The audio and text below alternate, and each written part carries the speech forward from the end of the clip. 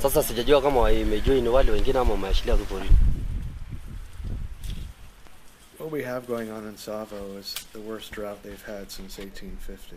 And what happens is the mother elephants arrive with their baby elephants to drink from these watering holes. And with this being the worst drought, what's happened is that these water holes themselves are evaporating, leaving less and less water for the elephants. And then behind them come the tribesmen with their goats, with their cattle, leaving even less water for them. And the expansion of humanity and other herders who've brought in their goats, their cattle, that water source, that precious commodity is being fought over now.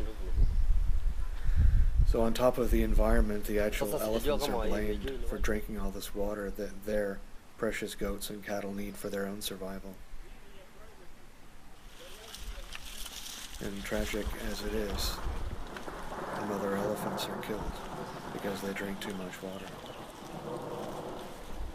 The little baby orphaned elephants are left to fend for themselves.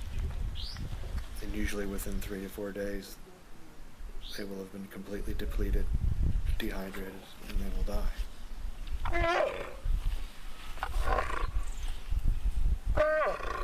Alone.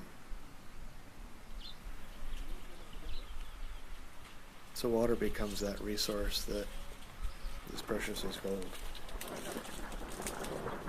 And baby elephants are very dependent on their mothers, and without their mother's milk, there's no chance for them to survive.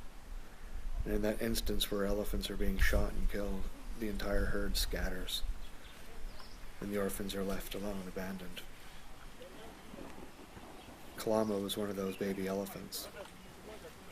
She was lucky because 4 tribesmen actually found her chest deep in a watering hole where she'd fallen into. And they rescued her in a place near Kalama. And that's where her name comes from. They rescued her and put her in a bush plane and got her to the David Sheldrick Trust for Animals. She arrived there at 4 p.m. in the afternoon in February of 2009. Oh, okay. She was one of those orphans that was very unique, very bright, very intelligent, and very, very loving.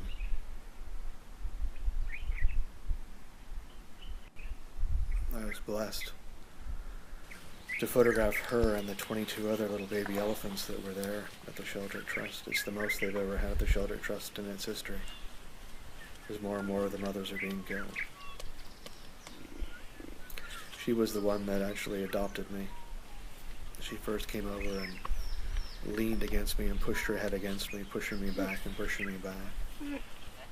Then she came around from the side, and she slowly eased her weight and leaned herself upon me.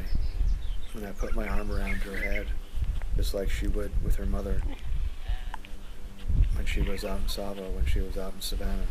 It was an extraordinary place to photograph, an incredible experience. One of the most profound of my 25 years in the field. The baby elephants are normally paired with the older elephants. Kenya was one of the older elephants in that group. She was probably 7 years old. Kalama was just a couple of years old. She was still on milk only. The first 3 years of their lives are spent drinking milk. It's a special formula that the Sheldrick Trust has created for the baby elephants that simulates close to the mother's milk. And after about 3, they start to eat the leaves, and they slowly assimilate, they slowly move away from the milk, and they learn to feed, and their body learns to absorb the leaves from the trees. And the other elephants are the ones that teach Kalama, they teach each other. And those elephants are generally pair bonded and put together with a group of about 4 or 5 other elephants. Within that group there'll be an older matriarch, someone like Kenya, who's 7 years old. And eventually, once this group of 4 or 5 transitions off of milk and they're all eating leaves, they return to the Tsavo Game Reserve. Out there in the Tsavo Game Reserve there's a huge pen for them, because the elephants are released out onto the game reserve during the day. Then this is a place that they can return to at night for safety. And the caregivers are there, the tenders, the men who are there that become their full-time adoptive mothers. These are men that live with the elephants 28 days out of 30.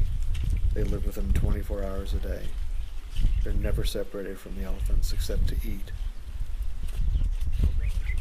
The men sleep in the same stalls with them because the elephants need to be fed milk every 4 hours. They're all on a very, very specific schedule. So they'll be fed at midnight, they'll be fed at 4 a.m., they'll be fed at 8 a.m. It's a complete regular schedule. It keeps the animals in a routine, which is what they need to be in. And then the baby elephants in turn adopt the men, so the men actually cannot leave. Some of the baby elephants they've had in the past, sadly, have died because they adopt so strongly. It's a very special bond that's created between the caregivers and the baby elephants.